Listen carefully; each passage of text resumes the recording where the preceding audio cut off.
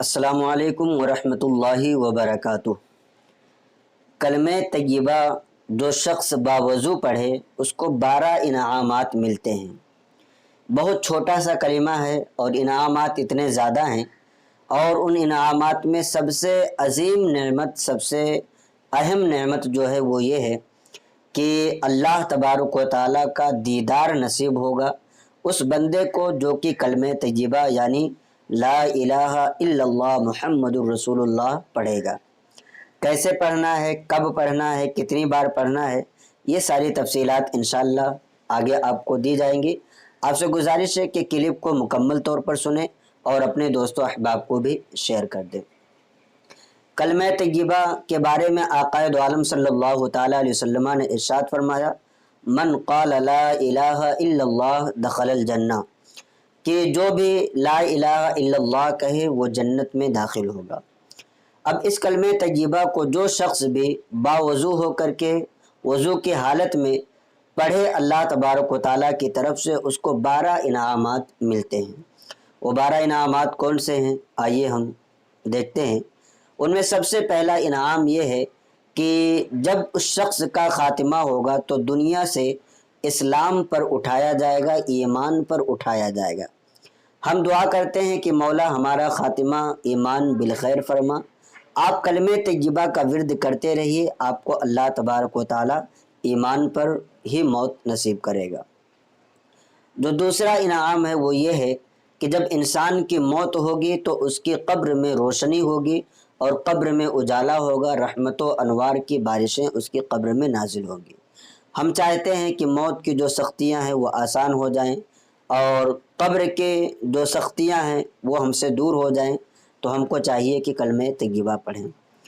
تیسرا انعام جو ہے وہ یہ ہے کہ انسان کو موت کے وقت سختی نہیں بلکہ آسانی ہوگی۔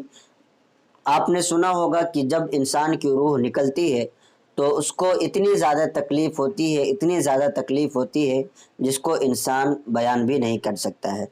تو اگر کوئی شخص کلمہ طیبہ کا عادی ہو تو اس کو یہ بھی انعام ملے گا کہ موت کی سختی اس پر نہیں آئے گی بلکہ موت کی سختی اس کے لیے آسان ہو جائے گی۔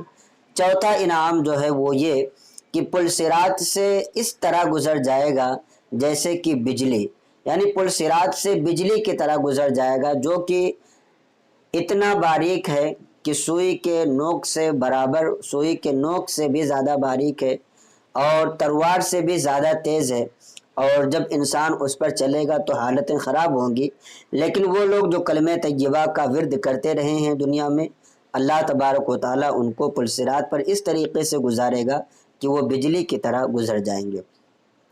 پانچویں نعمت جو ہے وہ یہ کہ قیامت کے دن شہداء کے ساتھ اٹھایا جائے گا۔ ہم دعا کرتے ہیں کہ مولا ہم پر انعام عطا فرما اور ہمیں شہداء میں اٹھا۔ تو ظاہر سی بات ہے، اگر آپ چاہتے ہیں کہ شہیدوں کے ساتھ آپ کا حساب و کتاب ہو، آپ کا نام اعمال شہیدوں کے ساتھ دیا جائے، تو اب آپ کو چاہیے کہ کلمہ طیبہ کا ورد کرتے رہیں۔ چھٹی نعمت ہے کہ میزان پر نیکیوں کا پلہ بھاری ہوگا اور گناہ اس کے مقابل میں بہت نیچے کی طرف چلے جائیں گے جو کلمہ طیبہ کو پڑھتا رہے گا۔ ساتواں انعام یہ ہے کہ منکر نکیر اچھے شکل میں آئیں گے۔ قبر میں جو سوال کرتے ہیں فرشتے، ان میں سے ایک کا نام منکر ہے اور دوسرے کا نام نکیر ہے، اور ان کی شکل کے بارے میں ہے کہ یہ اتنی ڈراؤنی شکل کے ہیں کہ انسان ان کی تاب نہیں لا سکتا۔ لیکن جو ایمان کی حالت میں ہوگا، جو مومن ہوگا، اللہ تبارک و تعالیٰ ان کی شکلوں کو اس کے لیے ہیبت ناک نہیں فرمائے گا بلکہ ان کی شکلیں اس کے لیے آسان ہو جائیں گی، اور خاص طور پر جو کلمہ طیبہ کا ورد کرے گا اس کے لیے منکر نکیر اچھے شکل میں آئیں گے۔ آٹھویں نعمت اللہ کی یہ ہے کہ اس کے جسم پر دوزخ حرام ہو جائے گی۔ ہم جو دنیا میں نیکیاں کرتے ہیں، نمازیں پڑھتے ہیں، روزہ، حج و زکوٰۃ، صدقہ و خیرات کرتے ہیں، اس سے ہم یہ امید رکھتے ہیں کہ اللہ تبارک و تعالی ہماری نیکیوں کو قبول فرمائے گا اور ہمیں جنت الفردوس میں اعلیٰ مقام عطا فرمائے گا۔ ظاہر سی بات ہے، اگر کوئی کلمہ طیبہ کو پڑھے اور اس کے بدلے میں اللہ اس کے جسم پر دوزخ حرام فرما دے گا تو پھر دوزخ کے مقابل میں جو چیز ہے وہ جنتی ہے۔ تو اگر آپ جنت میں جانا چاہتے ہیں تو آپ کو کلمہ طیبہ کا ورد کرتے رہنا چاہیے۔ 9वीं चीज़ जो है वो ये कि जन्नत में उसे शराब तहूर से सैराब किया जाएगा। शराब तहूर क्या है? उसमें ना तो नशा होती है और ना ही इंसान पिए तो ना तो उसके पैरों में नशा आए कि वो चले तो लड़खड़ाए।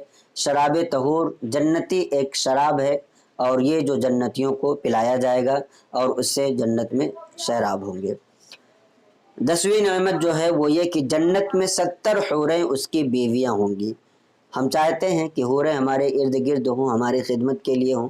तो अगर आप चाहते हैं कि हूरें आपके निकाह में हों, जन्नत में आपकी बीवियां हों, तो आप कलमे तय्यबा का ज़्यादा से ज़्यादा विर्द करते रहें। इसी तरह से 11वीं चीज़ जो है हुजूर के शफाअत हासिल होगी। ये कितनी अहम चीज़ है। आक़ाए दो आलम सल्लल्लाहु ताला अलैहि वसल्लम जिसके लिए शफाअत फरमा दें, जिसके लिए अल्लाह तबारक व ताला की बारगाह में अर्ज़ी दाखिल फरमा दें, अल्लाह तबारक व ताला उसकी ज़रूर शफाअत अता फरमा देगा। तो आपको भी चाहिए कि अल्लाह तबारक व ताला और उसके महबूब सल्लल्लाहु ताला अलैहि वसल्लम को राज़ी करिए। जब महबूब राज़ी हो जाएंगे तो अगर शफाअत कर देंगे तो आपको जन्नत मिलना यकीनी है। 12वीं नेमत जो है वो ये कि सबसे बढ़कर जो इन नेमतों में वो है कि अल्लाह तबारक व ताला का कलमे तय्यबा पढ़ने वाले को दीदार हासिल होगा। सुबहान अल्लाह, कितनी बड़ी नेमत है, कितनी बड़ी दौलत है कि हम कलमे तय्यबा का विर्द करें और अल्लाह तबारक व ताला हमें ये नेमत अता फरमाए। आपको पढ़ना कब है? तो आप जब भी बावुज़ू हों, आप वज़ू की हालत में जब भी हों कलमे तय्यबा का विर्द करते रहिए। जब नमाज़ पढ़ना हो तो नमाज के वक्त में कलमे तय्यबा का विर्द करिए, नमाज के बाद में कलमे तय्यबा का विर्द करिए। तादाद इसकी कुछ भी नहीं है, जितना ज़्यादा आप पढ़ेंगे आपके लिए उतना ही ज़्यादा मुफीद है। आप हर नमाज के बाद कम से कम 3 मरतबा की आदत बना लीजिए, या इसी तरीके से जब भी आप बावुज़ू हों तो कम से कम 3 मरतबा पढ़ने की आदत बना लीजिए। इंशाअल्लाह तबारक व ताला जन्नत में आपको अल्लाह तबारक व ताला दुनिया में ये नेमतें अता फरमाएगा और कुछ नेमतें इस दुनिया के बाद जो आपको मिलने वाली हैं वो नेमतें भी अल्लाह आपको अता फरमाएगा। तो उम्मीद करता हूँ कि आपको ये क्लिप अच्छी लगी होगी। अपने दोस्तों अहबाब को भी इस क्लिप को ज़्यादा से ज़्यादा शेयर करें ताकि उन्हें भी दीनी मालूमात हासिल हों। अस्सलामु अलैकुम व रहमतुल्लाहि व बरकातुहू।